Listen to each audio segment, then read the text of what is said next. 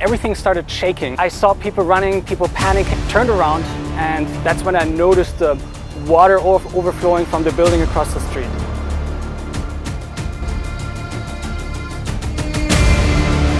I started filming, posted the video to Twitter within minutes, it went viral, and then all the news agencies started reaching out, and that's how I ended up on CBS News. Expat life in Bangkok, and in today's video, I'm with Sebastian. We're walking on the rooftop of his condominium. Sebastian's from Germany. He's an expat living in Bangkok. He's been here for 10 years. He's going to take us for a tour of his condo, which we're at right now, just a few days after the earthquake. As a matter of fact, a lot of the footage that you watched from that day of Bangkok was the pool behind us at the Intercontinental overflowing, and some of it was shot by Sebastian. So on that day, Sebastian was working at the building right behind us, and the earthquake hits. You survived. You're still here. You still feel comfortable on top of the city. Walk us through that day. I think we're going to do right now, let's pop up your footage that you shot. You were right behind us at WeWork. Yes. Let's pop up that footage and kind of walk us through what happened. Yeah. Okay, so on that day, I was getting work done at WeWork, and everything started shaking. I immediately realized what it was, because that was not my first earthquake. I've been to Taiwan many times. I started filming. I saw people running, people panicking, quickly looked up, saw that there's nothing that can fall down. And I know from Taiwan it's safer to stay inside than run downstairs, so that's what I did. So I turned around, and that's when I noticed the water overflowing from the building across the street. And that was just very captivating to look at. And I posted the video to Twitter within minutes, it went viral, and then all the news agencies started reaching out, and that's how I ended up on CBS News and others. And what's ironic, I wasn't in Bangkok during the earthquake. I left, I was down south. And I turned on the news, and who do I see? Sebastian on CBS News with his footage. So Sebastian, you're co-working, you decide to stay indoors, which a lot of people are running out into the street. It's a real crisis and panic. Some people even got in elevators and got stuck, but for some reason, you had the peace of mind to say, I'm staying indoors, and probably some of your training from Taiwan. Yeah, exactly, 100%. Crazy scenes on that day. People panicked. Many people just left doing what they were doing and just ran outside the building.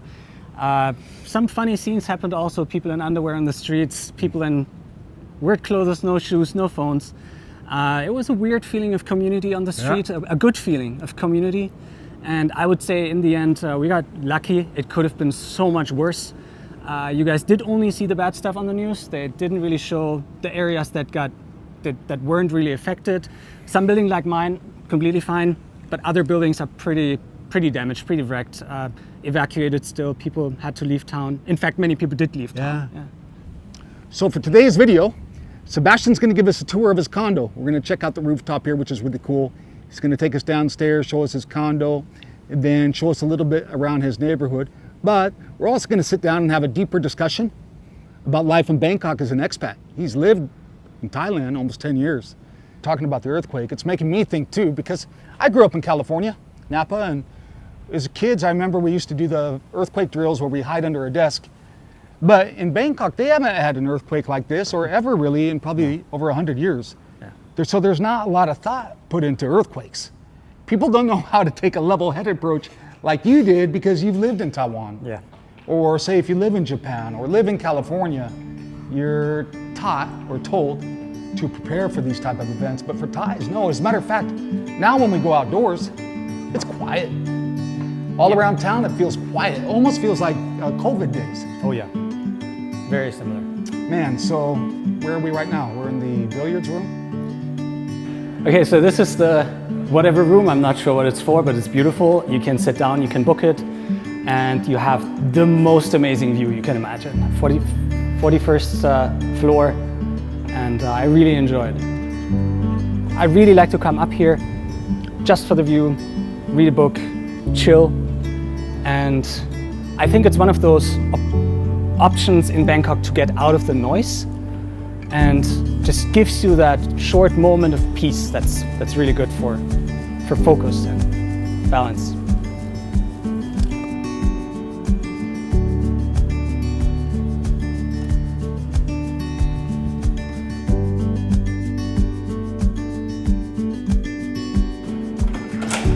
Hello.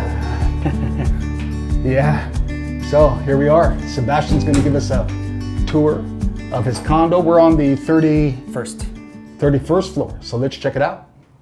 It's small, but I really like it. It's, as I said, it's my second place, so the size didn't matter that much. Great view. Wake up to this every morning, and yeah, that's how we live in Thailand, in Bangkok. Just a standard bathroom, but nice and modern. And here we have the kitchen. And, you know, Sebastian and I were talking about kitchen design in Thailand compared to being in the West, you know, US or even Germany, I assume. Yeah, of course, Bosch. They're always making all the fancy kitchen appliances. But in Thailand, no matter what level of home or condo you look at, if you notice, kitchens are smaller. Why? We don't cook. Don't have to. Eat out. We don't have to. We eat out. We order. It is so convenient here and so affordable that everyone just does that. Hey, you go to the street, you can order whatever you want. You can want to be healthy or unhealthy. If you want fried food, you can have it, full of flavor. Or you can be healthier. Correct. And it's going to be like a home-cooked meal. Yep. For very affordable. Yeah. Our next step, now that we've had the condo tour, we're going to go back upstairs and take a little bit of a deeper dive into life in Bangkok as an expat. Yeah, so I'm going to catch up with you on the roof. Cheers. We're sitting here in Bangkok just a few days after the earthquake on a very high rise. Some people would call this courageous. Yes. A lot of people back home in Germany, US, they only saw the footage of that one building on loop. Yeah. It just kept going. So a lot of people back home thought the whole city was falling. Yeah. I think they only showed the bad stuff, to be honest. Lots of buildings look completely fine, like this one. I feel safe. No cracks, nothing. But then some buildings actually got wrecked. Sebastian's from Frankfurt, Germany. Hey guys. He's been living in Asia for almost 10 years. Almost 10, yeah. 9 years. And typically in interviews, I'm interviewing expats who are, say, my age, over 50. But now starting to feature more content, more interviews with younger expats. Sebastian's 42, who are living in Asia, living in Bangkok, and they are choosing Thailand over Europe or over the US. Before we dive into the interview with Sebastian, I just want to share with you a few little factoids about Bangkok. First, it has about 12 million people. Time Out ranks Bangkok is the second best city in the world. And I think one reason both of us love living here is for the side adventures. So I'm going to pop a map up on the screen right now. If you take a look there, it's just an easy hop, right? You can hop on an airplane, in 6 hours be in Tokyo, in 2 hours be in Singapore, almost 3 hours in Hong Kong. You can be in Kuala Lumpur in 2 hours, or you could hop down to Bali, Indonesia in just over 4 hours. A few other little factoids about Bangkok is it's the most visited city in the world. Last year it had over 32 million visitors. It also has the largest Chinatown in the world. It's known as the street food capital of the world, as named by CNN. It's also the most Instagrammed city in Southeast Asia, and it's one of the world's most busiest airports, also known as BKK. So Sebastian, why, man? Why did you come to Asia 10 years ago? Let's back up a little bit. You were trained in university as a pharmacist. Correct. You left your career. Correct. So walk us through that first, about that moment where you said, even though you were trained as a pharmacist, you abandoned it and moved to... Well, I started in Chiang Mai. That was the first destination.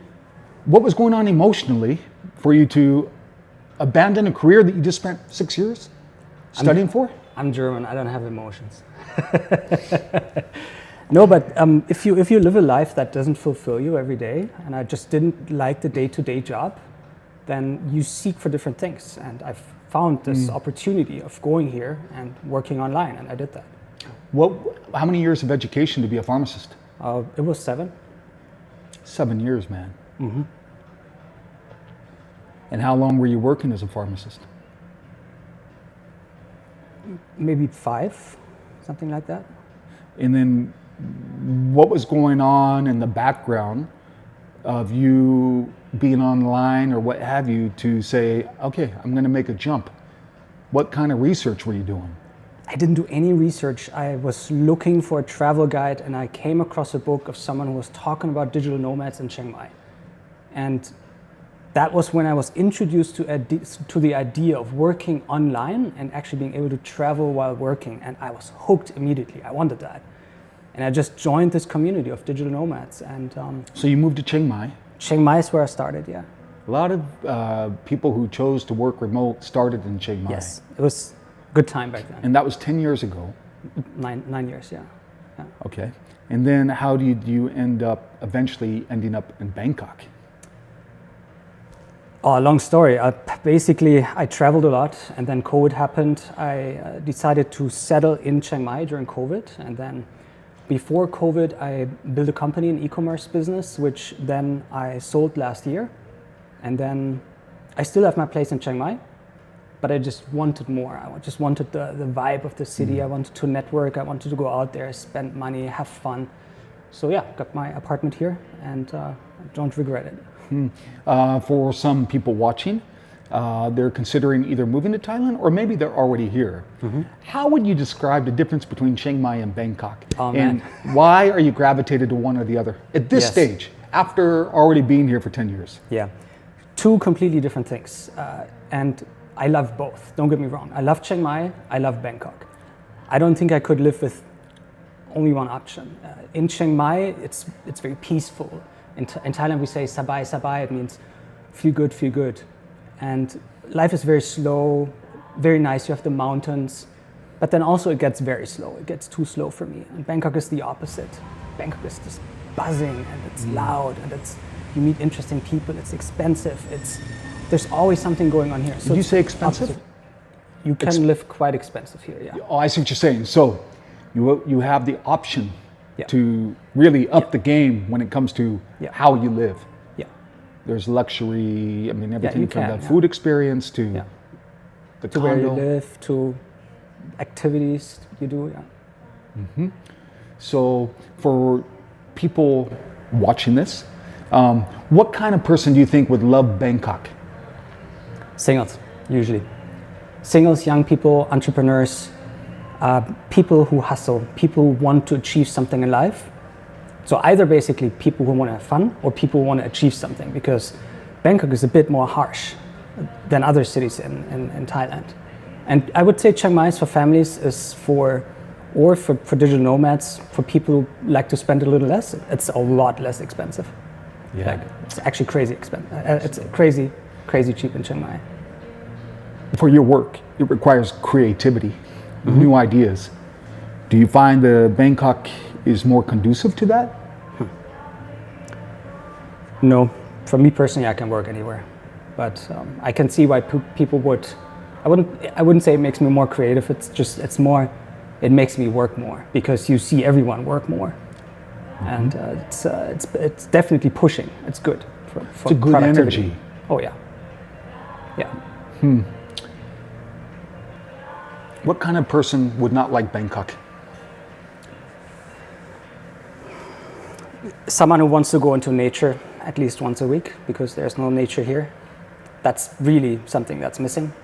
You can take a taxi, drive to Pattaya or Hua Hin, but it's nothing directly in Bangkok except like small parks. Parks. Yeah.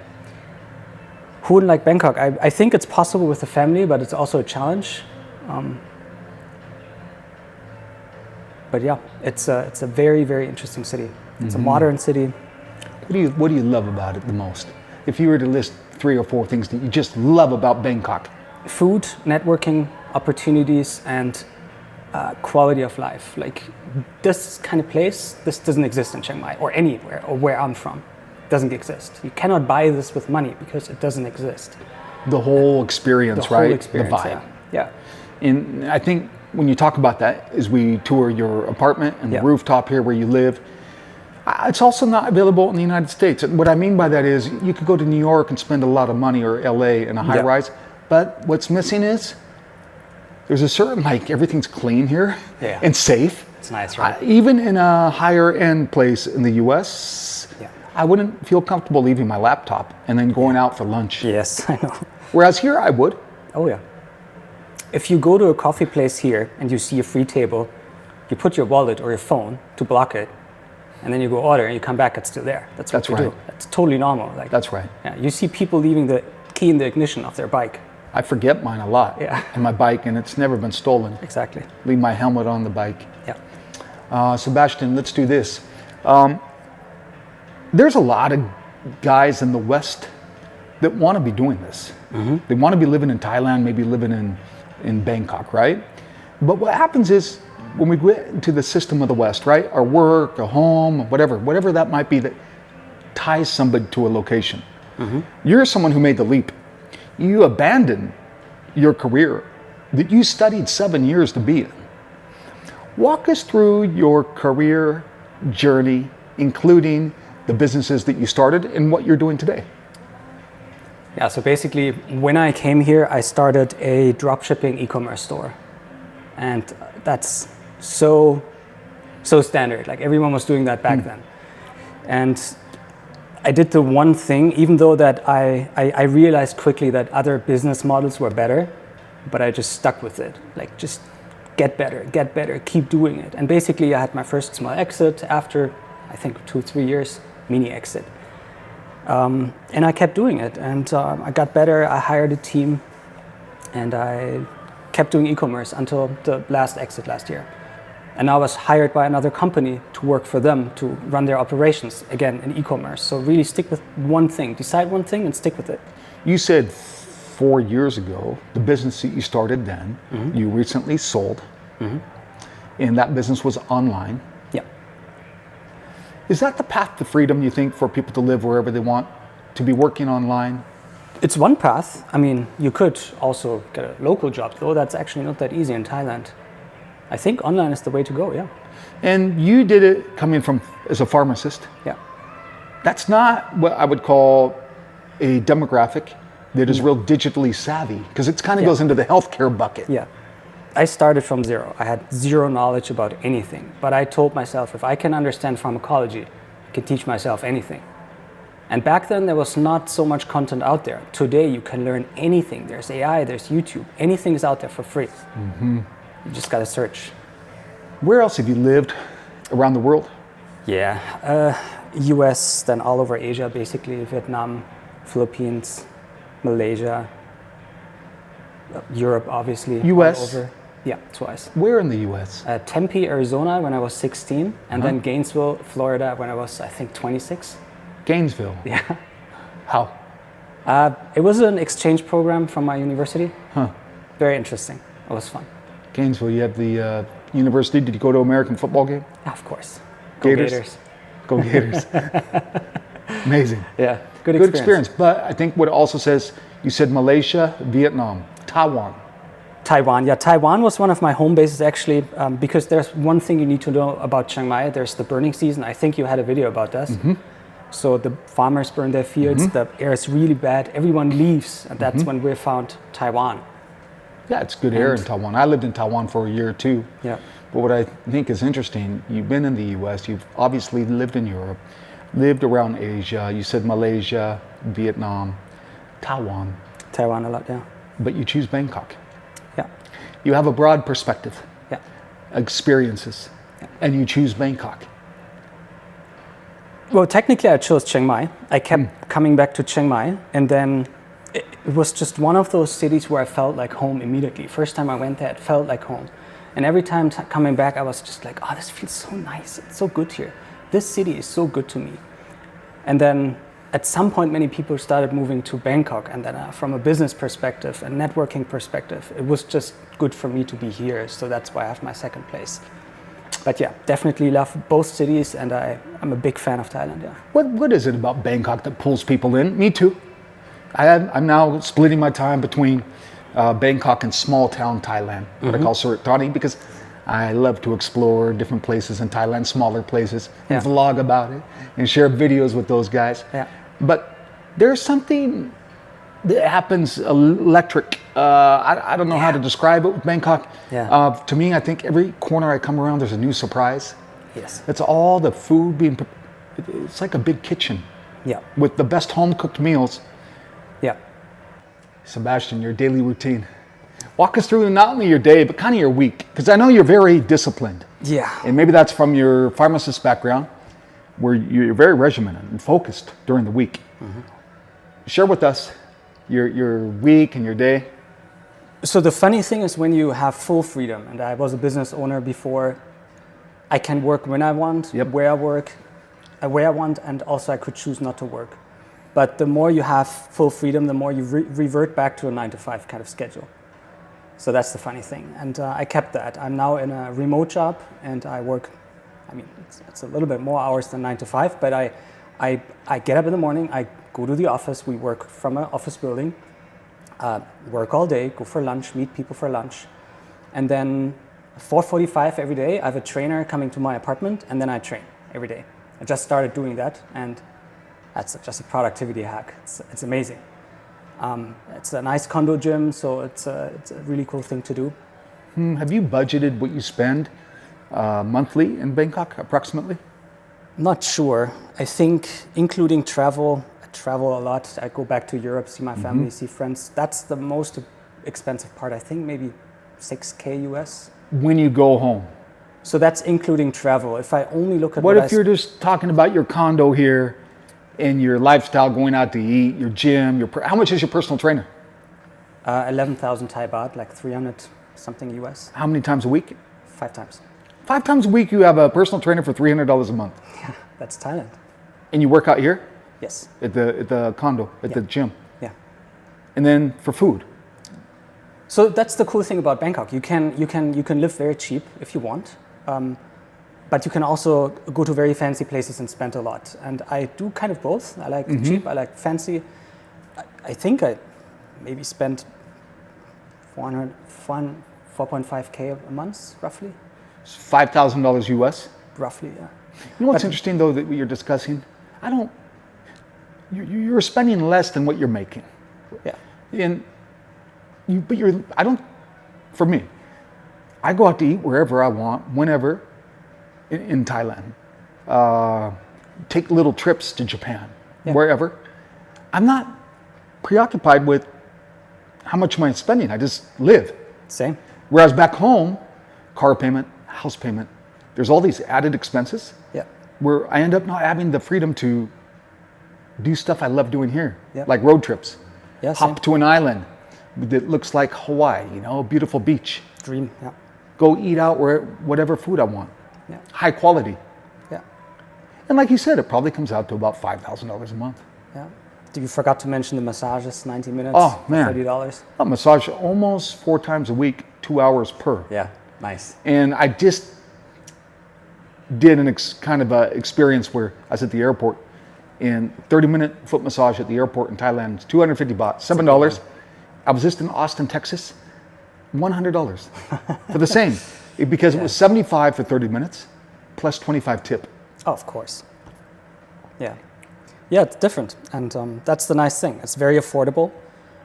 If you want Western standard, if you want luxury, then it's almost the same price like in the West. Not exactly, but it's your choice. Like, walk us through your typical day. Massage? Oh, yeah, of course. How many times a week? Maybe 3. Before bed. It's a good life, man. It's a very good life. What would you do if somebody said, listen, you can't live in Bangkok anymore, you have to go back home to Germany, Frankfurt? How would that feel? I would cry. Yeah? No, I would not do that for any money in the world, like literally. You could give me any amount of money, I would not do it. It was a great life there. I have great friends there, my family's there, but I would just not want to live there. I'm so used to this lifestyle, to the sun. Warm weather. People used to ask me what it's like to live in Thailand, like people from Germany. And I always like to say, do you remember the last time when it was the first warm year of the year? Oh, right. Worst day, Right. the first warm day of the year, and you go outside and you feel the sun on your skin. I have that every day. It's funny you say that. I remember when I lived in Portland, Oregon, which has similar weather to Frankfurt. Yeah. Cloudy most of the year, rains a lot. Yeah. And then I never forget that first summer feeling day. It literally was like a holiday, Yeah. a celebration. Whereas Dopamine. that happens Yeah. here every day. Happiness. You wake up to it every day. And then on top of that, the internet is too slow in Germany. It's a funny one. And here you can just connect with your phone anywhere. Everywhere in Thailand, fast internet. If you work online, it's perfect. And it's not expensive. And that. Whereas in the US, you have to worry about data, how much you're using. I have an unlimited plan, 5G. Actually, I have two. What's the drawback to Bangkok? It's loud. It's very, very loud. If you try to escape the noise, it can be tricky. I think a trick there is choose a condo with a pool that it's relatively high, so you don't have the street noise when you're at the pool, so you have a little bit of a chill spot. And then I chose this building in particular because of the rooftop. It's absolutely quiet here. And Yeah, you're right. You could design your Bangkok life around some quiet time. yeah, And I'm the same way. I'm sensitive to noises, and I usually have my AirPods in. Yeah. That's kind of how I escape the street noise. But you come up here and you forget there's all that noise down below. yes. If you didn't live in Bangkok, where? At Chiang Mai and Bangkok, if I had to choose another city, that's a difficult one. Probably Taipei. I love it there. What do you love about Taiwan or Taipei? It has character. It's good for photography. Amazing food, amazing Asian food, except the Thai food is not so good there. But everything else is amazing. It's true. I found it very interesting that when I came there the first time, Western people actually speak the language. In Thailand, most foreigners don't speak Thai, or many don't, or just a little bit. And what I found really cool was that Western people there actually speak Chinese.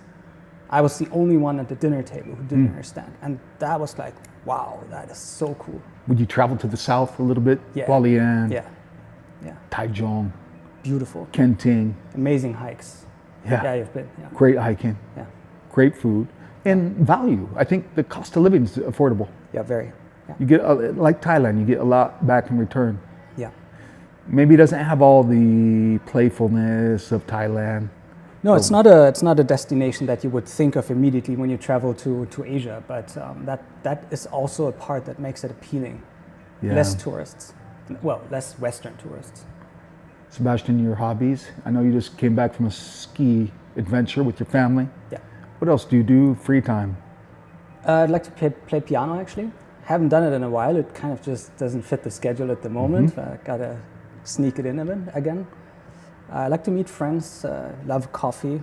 I actually really like to work. I like to meet people, bring my laptop, and network, talk about AI, current hottest topic obviously, and see how they use it and learn from it. So very often on a Saturday, like we bring our laptop and actually get some light work done and do it together and show each other how things work. I like that. Yeah, it works very It's not integrated even work. It's just if you love what you do, Yeah. even having those talking discussion Yeah. conversations, which might sound work orientated, which they are, but you love it so much, it's just part of you. You're Exactly. doing what you love. Yeah.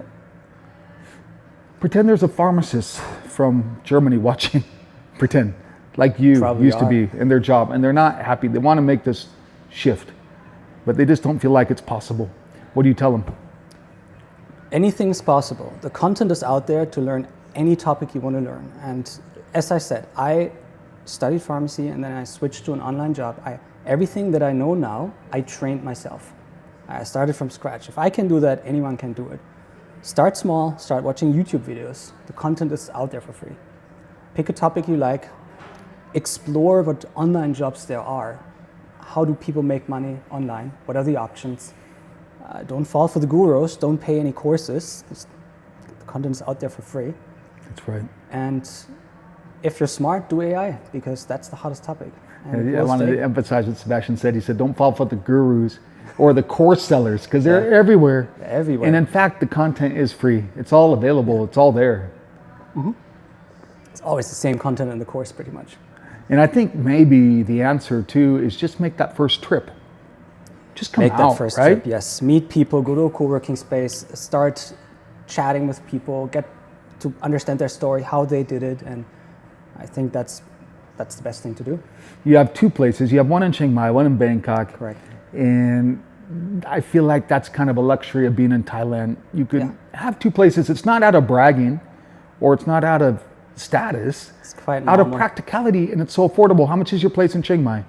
$450 for a house in the best, next to the best area. And then how much here? 45,000 Thai baht. What's that? $1,200? 1,300, something like that. So really the best of both worlds for under $2,000. Yeah. And it's practical, makes practical sense. Yeah. What's and your, it's $60 to fly there, including luggage, booked on the same day. That's another amenity, Yeah. beautiful things of living in Thailand. I love the travel experience. Yeah. I mean, AirAsia I prefer over any US airline. Same, yeah. The service, Just super convenient, short flights. clean, it's just enjoyable. And a lot of times I'll take my big suitcase if I have one, and I just send it in the mail for $12. Oh, good idea. I don't even like check it. And it arrives the next day. I put an air tag on it. Never had a problem. What neighborhood are we in? This is called Tonglo, and I would describe it as lots of food, a little bit of clubbing, though that's not for me, but good nightlife, bars, lots of expats definitely in this area. Kind of the most popular spot, Thong Lor, Ekamai, Esok. Yeah, and Prompong. I would say Prompong is this like little probably the corridor. number one. Yeah. So you must have some little favorite local spots around here that you go to. Many different places, Yeah. very cool coffee places, and one place in particular I think is really cool. It's a beach club in a mall. Beach Club in the mall. Beach club in a Should mall. we show them? We should. Yeah, that's good. I know what you're talking about. I think I was there recently. Yeah. And I would like to share it with them. Kind of take a walk from your neighborhood over there. And Let's do it. yeah, good. Guys, we'll see you along the way to Tribe. Yeah. So we're at the condo lobby and we're headed to the metro stop. I think one thing that's so cool about your condo here, it's almost on the doorstep to the metro. Yeah. And like you were saying up on the roof, total quietness upstairs. Total quietness. And one thing to mention, you can get the same condo quality if you're a little bit more far from the station. Like let's say you go a kilometer away from the station, that's going to cut the price for the rent by 40%. Really? Yeah. So instead of 45, you might spend 30. 30, yeah, very realistic. If you're just, because look, here right above our heads Yeah. is the metro, the BTS. The closer to the station, and especially stations where everyone wants Yeah. to live, the more expensive it gets. Just right here, so convenient. The main thoroughfare through Bangkok. Very easy access to the metro. And as we're taking the metro, it's a good opportunity to show you, if you haven't seen it before, what the Bangkok metro experience is like. Sometimes I talk to people back home and they say, you're living in Thailand, third world country. I want to give you a comparison to what the metro looks like in Bangkok compared to that in, say, New York or even the Bay Area, San Francisco.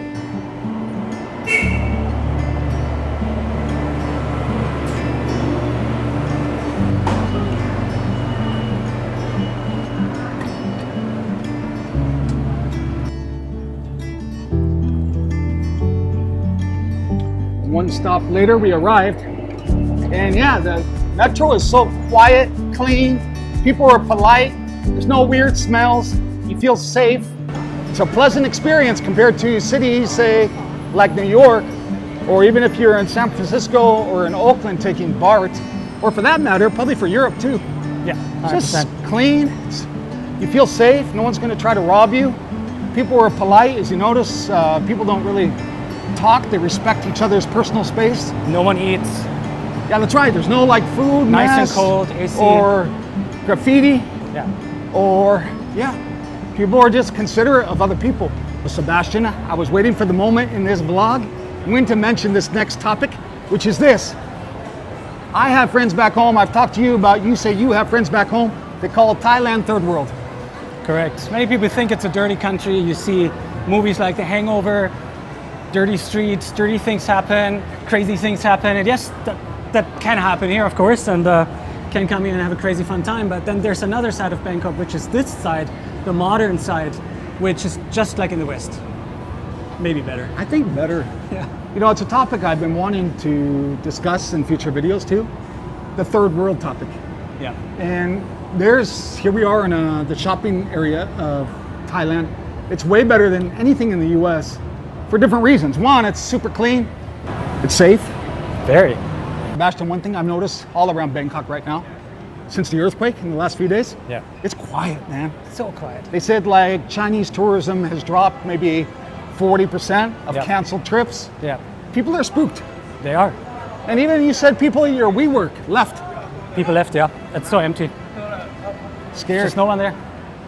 And you see it here. It's dead. It's quiet. It's unusual. It's unusually, eerily quiet post-earthquake in Bangkok. The only ones left is the giraffe behind us. So random. Giraffe isn't scared. Giraffe stayed through the earthquake.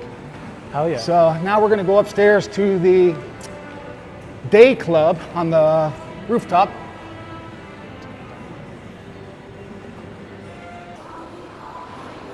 Hi. We already created form. Cool.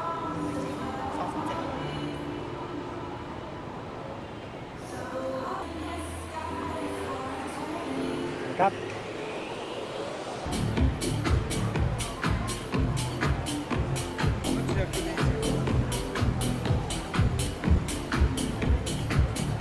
We made it to the rooftop. Cheers. Fresh coconut. Good spot, Sebastian. One of the reasons why I love Bangkok. This is one of your rooftops you love. 100% yes. It's cool, very cool. Very chill. Look at that. Awesome, you got a swimming pool. It almost feels like well, you are poolside, but what I mean is, it almost feels like you're poolside on a ground floor at a resort. Yes, it does. It's this whole other part of Bangkok that people sometimes overlook if they're not familiar with the city. Yep, it's true. Look at this. This is amazing. And this is Bangkok. Right?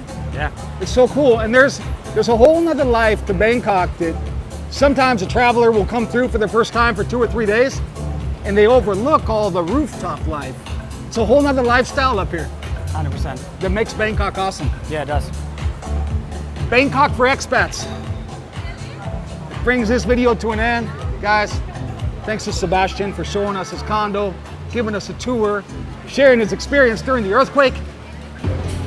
Catch up with you guys on the next video. Sebastian, thanks. You're welcome. Cheers.